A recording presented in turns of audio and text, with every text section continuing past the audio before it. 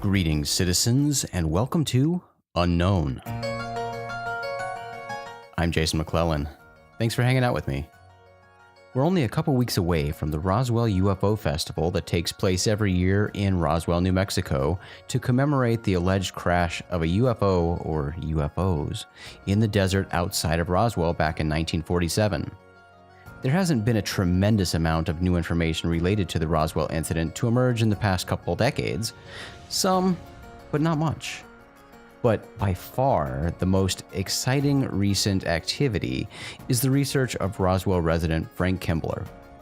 Frank is a geologist and an assistant professor of earth science at the New Mexico Military Institute in Roswell.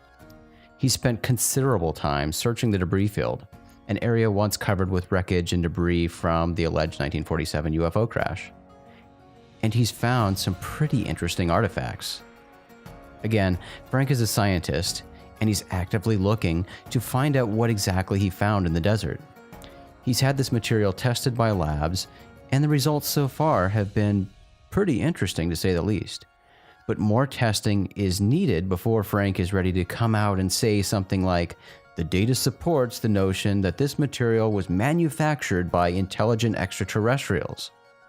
Unfortunately, he might not even get the chance to answer the question of whether the material is from an alien craft or something more mundane and earthly. That's because the Bureau of Land Management has taken an interest in the samples he's collected, and they've requested to see the material in person. Frank recently explained the situation to me. Holy smokes.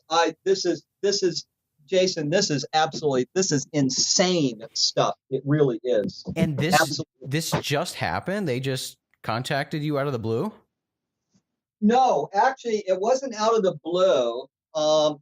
This all started, I sort of started this because I was having a bit of a feud with the landowners. Yeah. And it's the Bogles. And what happens is these three sisters, and the big cheese of the three sisters, her name is Lauren. And so they basically took over the Bogle Ranch. Now, Lauren claims that she's a ranching girl, but she is actually probably a city slicker. I don't know. But she has a marketing degree, and she's fairly successful. So she decided to exploit the crash site. She says, we're going to run tours. Right. And we're going to run tours out to the crash site, and we're going to charge $65 for the tour.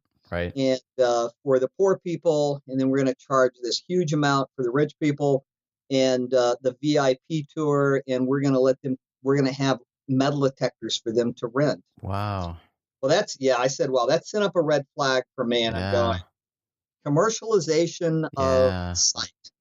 That's a big no.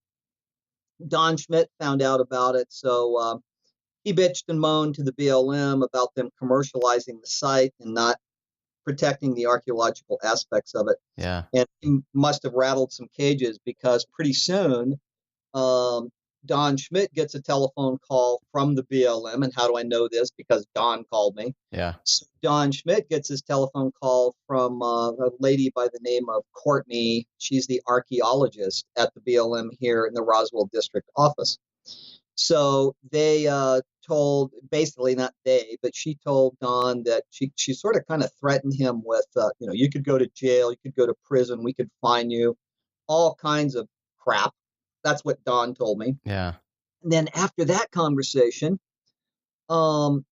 she called me and she got me on the phone and she says, Frank, I understand that you have some concerns with the alleged crash site. And I said, yeah, I do. I said, I don't want it commercially exploited, and I don't want it trashed out. It needs to be protected.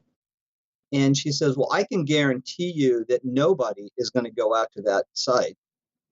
And I have full enforcement authority, and nobody is going to go out there and it's this no there's going to be no metal detecting. There's not going to be anything that happens, and they're only going to go to the monument. Right. I said, that's fair. And then she says, oh, by the way, we heard you were going to take some people out there. And I said, well, yeah, I'm going to take some people out there, but I'm not going to be doing any metal detecting. Right. And then she says, well, you've metal detected before. And I says, well, yeah, probably. And then she says, well, is there anything you want to tell us or anything you want to share? And I said, no. And she said, okay, I just want to inform you that this kind of act stuff needs to stop and everything. And so anyway, that was the end. And then she said something else. I don't remember what it was, but anyway, kind of sent up more red flags for me. I forgot what she said. It was this whole enforcement thing again. So what I did was that following day, which was about a week ago, I said, you know what? I'm going to go down and talk to them. So I went down. First, I emailed them and nobody responded. And then I called them up. Nobody responded. So I just dropped in. I made sure I was there early in the morning. And I said, hey, I want to talk to Courtney and or Blaine or Bland or whatever his name is. He's Courtney is the archaeologist, and Blaine, probably getting his name wrong, is their recreational specialist. Mm. So they came out in the lobby, and I'm talking to them, and I said, I need to get clarification on something. So I was talking to her, and what I asked her, I says, let me ask you a question. I says, has the status of the alleged crash site changed? And she says, has not. And I says, the BLM did a resource planning evaluation planning thing on it back in 1979. Have you guys amended that or changed it? She says no. So then she asked. Then I asked her another question, and I says, so this is not an archaeologically protected site. Right. She says no. I says it is an NSO, right? And NSO stands for no surface occupation. She says yeah. So she's answering all my questions. Yeah. And I says, then I threw a document number out to her, and I says, well, according to CRS, whatever, blah, blah, blah, the American Antiquities Act, it basically says that anything that you pick up that is less than 100 years old is not considered a historical artifact. Mm-hmm. She says, that is true. She says, there's also another one. And I says, which one is that? She said, oh, this one was 1969, and it's the historical cultural resource, whatever. And she quoted that and says, that one says 50 years. And I'm going, oh, really? And so I said, I didn't know that. And so she says, well, tell me what you have. So I said, you know what? It's pretty easy you can go Google my name and you come up with all kinds of things that I found out at the crash site. So I can't hide that from you guys, but I do have some material.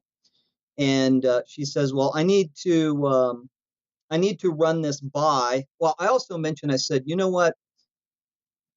Are you guys going to confiscate this stuff? She said, it's not up to me. It's up to our enforcement officer, and he's not in right now. I'm going to have to review that with him. And I says, well, I'm one step away from proving the existence of extraterrestrials at the Roswell crash site.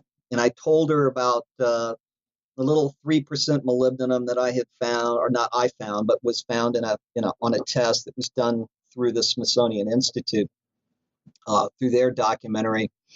And I says, I have a few other things that need to be tested too. And I says, if you guys confiscate the material, that shuts my research completely down.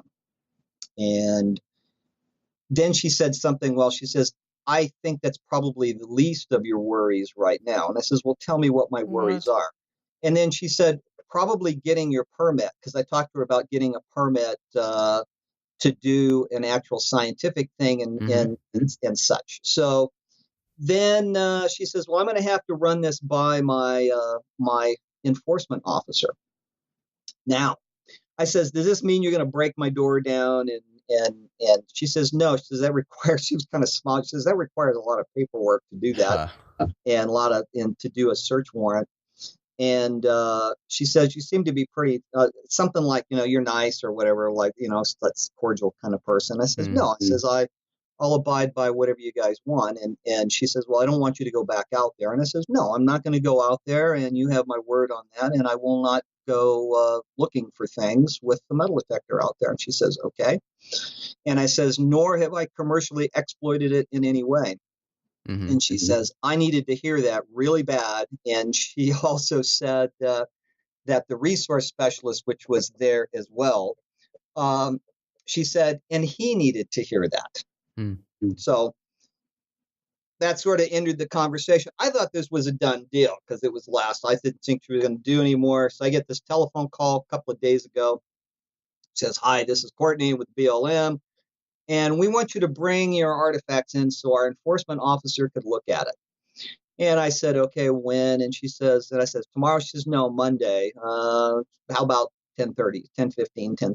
And I said, no, that's okay. Monday, I'll bring down the material that I have.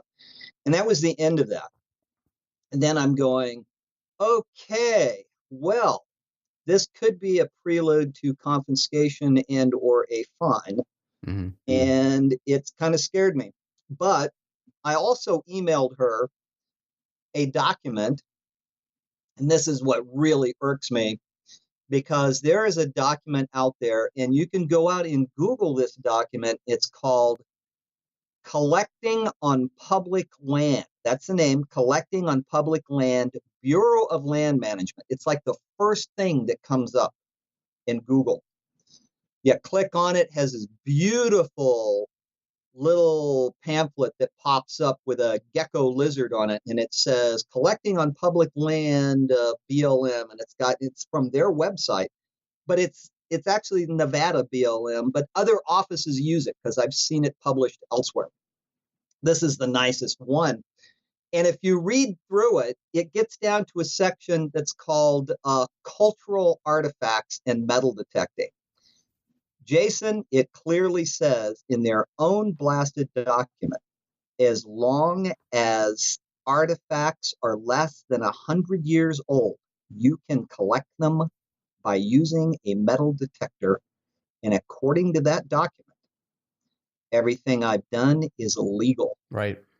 And this now I sent that document to her. She didn't respond that she ever received it. Maybe I mentioned it to her during our conversation. She says, I would really like to see that document. And I sent it to her, but she never responded to it. That kind of irks me a little bit that she didn't respond. It also irks me because she might be trying to use this 50-year rule, but it also says in every single antiquities document that the United States has, and this is another clincher, it says artifacts of human origin. Doesn't say anything about birds, doesn't say anything about turtles, reptiles. It says of human origin. So if the material that I have is of extraterrestrial origin, then all of the laws of the United States are in fact a moot point. So that goes back to, well, these things that I've picked up out there are very tiny. They could be trash. They could be extraterrestrial. Some of them are anomalous. We're going to get some more testing done on it. But if the BLM takes the material, then the issue comes in that what's going to happen to the research, and how in the heck can I pull this off if I don't have it? She just smiles and says, well, if we take it, you'll still have access to it. I got one thing to say about that. Excuse my language. Bullshit. Right. Because you know as well as I do that anything that has an alien stamp on it, the government's going to snag it, and they're going to lose it, and it's going to disappear off the face of the planet, and nobody will ever see it. You like that story? So I've been posting all of this stuff on Facebook, and it has gone crazy. So that's the story. This is all very irritating. I bet. I'm sitting here going, am I going to get fined? Right. Are they going to put me in jail? I already spoke to my work about it because it's gone all the way to since I work at a military school, it's gone all the way to the top. Right. And one of their one of the generals came up to me and basically said, I asked him, I says, is my job like going to be in trouble or something because of this? He says, what? This is much to do about nothing. I don't think so. So he was very nice. And I says, if you need some help, you just let me know. So Nice. the hierarchy knows what's going on. They're just keeping a low profile. They're letting me deal with it, which is good. Then they told me I was winning some kind of an award, and I have no idea what award it is. He kind of said, oops. And I'm going, well, I must have done something right over here. So, Right. and the feelings that are going through it's weird. One of them is fear. One of them is being scared. The one of them is elation, I guess, because I'm getting, and I started it basically. I'm getting a lot of media attention on this. Sure. I'm really hoping that the media people will show up. This started making me think that maybe the government really is pulling some strings somewhere and trying to shut down my research. I mean, what would somebody think, Jason? Would you think that? Yeah, I mean, it certainly would raise flags. And I'm going, and mandating this meeting and to bring your material so they can be reviewed. It's very strange. it is a very strange thing. And then all these other people just backing down because they don't want to do the media coverage out at the for that. I was kind of hoping that all of Roswell would show up for support for me, but now I don't know if anybody's going to show up. So, although I heard a little bird say that maybe Good Morning America might show up. That would be exciting. I would love that. Yeah. I would love CNN and Fox and everything because you know what? In this particular case, I really think that the BLM is dead wrong, simply because of that one pamphlet that says it's okay to pick up stuff that's 100 years old. Oh, absolutely. I mean, it lays it out that metal detecting is just fine, and you can pick up all the stuff as long as it's less than 100 years old. I mean, I don't know how you get clearer than that. And you're right. I mean, what do they know that you don't know? Do they know that it's more than 100 years old? They don't. Right. For all they know. And what's going to happen is I'm going to show them the pieces, some of the, not all of them, but I'm going to show them some of the pieces that I picked up out there, a representative sample of all of them. And they're going to see the material, and I'm going to say, now you guys have, I'm not going to answer any questions for them, and I don't care who hears this. I mean, I'm just going to show it. And I says, well, here's the trash from the Roswell debris field. You guys figure out which one of these is alien and which one is not. Yeah. That's hard to do because you have to test it all, and the testing is expensive. Jason, I've got 3, maybe 4 different kinds of aluminum alloys that are out there. Some of it may very well be aluminum trash from campers or whatever. Other parts of it could be pieces of an alien spacecraft. Well, the only way to test this stuff is to test all of it, and it would cost them a huge pile of money to test it all. Yeah. And if the government has it, they ain't going to test it because they don't give a flying hoot. Yeah. Well, this is wild, and I mean, I guess more answers will come after Monday, right? I mean, well, you know what? We'll know what they're going to do, what's going to come of all this. So I may have blown this all out of proportion, but I really hope that the Bureau of Land Management is getting their. I'm hoping that their emails have exploded and their phone service has shut down from anybody calling them up. I don't know, and I don't know what's going to happen on Monday. In which case, whatever happens, let's put it this way: if the BLM considers this stuff as everyday common trash that's just laying around out in a field, and they don't do anything about it, then I will say, the BLM is really fair, and I will treat them with utmost respect. I've not bashed them. I haven't bashed them at all. I've simply said that what they're doing is kind of unfair. So if they do that, part and they just let it go, then I'll be happy. I'm kind of thinking that maybe they won't, that they might try to set an example. I don't know. But I do have that one document that says that it's okay to do it. If they do that part, then no harm, no foul. And then I will send really nice things out in reference to the BLM, and I will give them my full support. I will share all of my data with them. All of the research that I've done will go to them. Besides, it's available to the public. Anybody can have it that wants it. I don't hide any of that stuff. You know that. I will give them everything that I've got, and they can put it in their files and keep it for posterity, and they can set it up. Matter of fact, it might help the BLM set the area up as as a protected archaeological site, which is really what I would like to see done. Um, because I think I have enough research to sort of help prove some things, and the research that I would do on that complete the research that I'm doing, and make it a true monument, and that's a doable thing. However, if it takes the other path, if they decide they're going to find me, and I don't know how, because I don't think it would stand up with that one document that I'm going to pull out during the meeting with them. If they decide they're going to be mean, then we'll say all hell breaks loose, and I've already got the backings of a couple of really big attorneys that are out there, and I will go to the American Civil Liberties Union. This will be the biggest fiasco that the BLM has ever seen, and I can guarantee that I don't care if they have good lawyers, they will lose, and that's a guarantee, and I'll still come out on top. Although I might lose the material in the process, which would be sad. That would be, I mean, that would be the saddest thing that could come out of this, right? I mean, we don't want to Right. lose the research. No, And you're right. I mean, these things have disappeared before, and that would just be absolutely devastating. And I know you've worked so hard on this, and we all want to see it through the end. But I mean, yeah, I guess there are so many different outcomes that could happen, but I guess and that we'll have to wait and find out. I know, and that's might be the thing that the newspaper is waiting for. They want to see how this is going to play out. Sure. Is Frank going to get in even more trouble, or are they going to let it go? Right. So maybe they're just waiting for that. Maybe I'm blowing this all out of proportion. Let's hope Uh, so. yeah, let's hope that Frank is actually really blowing this all out of proportion, because it's. I wanted to protect myself, and these days, the best way to protect yourself is to get as much media coverage as you can possibly get, and basically Facebook it, Twitter it, do everything you can to get the name out there as fast as possible. Then they have a tough time to deal with stuff.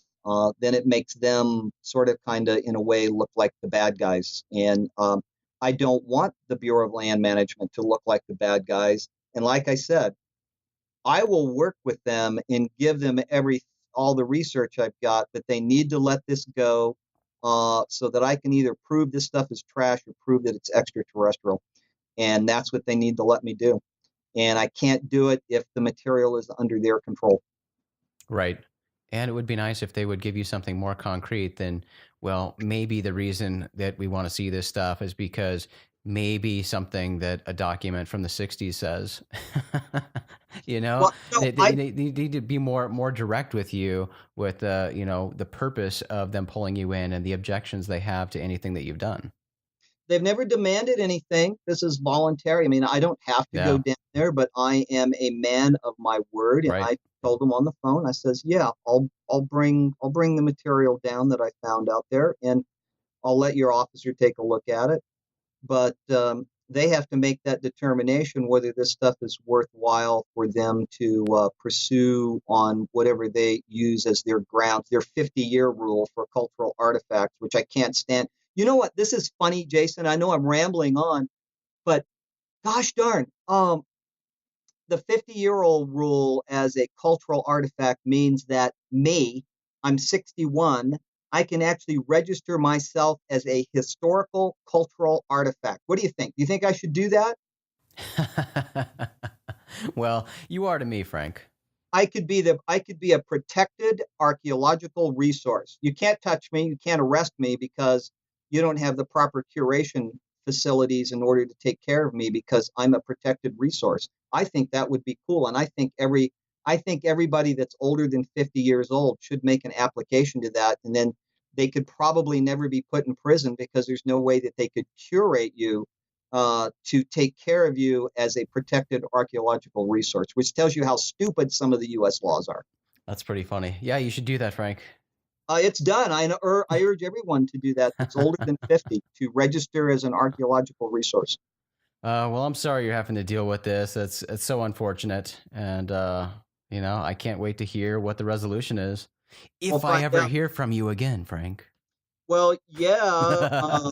I told the general, I told the general that said I was getting some award. I says, "Is that going to be before or after I'm in jail?" And he just laughed. He says, "I don't think anything's going to come of it." So I thought that was pretty funny.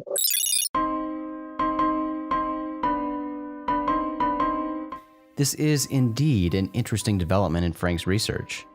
Again, he's always been very public with what he's found and how he found it, and the testing he's having done. Why does the BLM have an interest in these artifacts now? Like Frank said, the BLM pamphlet titled Collecting on Public Lands explicitly states that metal detector use is permitted and that artifacts more than 100 years old may not be collected. Does the BLM plan to conduct their own testing on these samples to determine age? It's weird. We'll just have to wait and see what, if anything, comes of this after Frank's meeting with the BLM. Even he admits that he may very well be blowing this all out of proportion and nothing will happen. That's what I'm suspecting will be the case. At least, I hope it will. We'll update you on this story as it develops, and I'll catch up with Frank when I'm at the Roswell UFO Festival July 6th through the 8th. All the info for that event is at ufofestivalroswell.com. That's all for this episode of Unknown. This show was produced by Rogue Planet. RoguePlanet.tv is where we explore and celebrate all the strange. You can find Rogue Planet on Twitter and Instagram, and you can join in the conversation in our Rogue Planet Facebook group. You can always email me at jason@rogueplanet.tv. Find me on Facebook, and I'm on Twitter at Acecentric. That's ACECENTRIC. Thanks again to Frank for taking the time to fill us in on this developing story, and thank you for hanging out with me today. I'm Jason McClellan. Do me a favor, friends. Stay strange.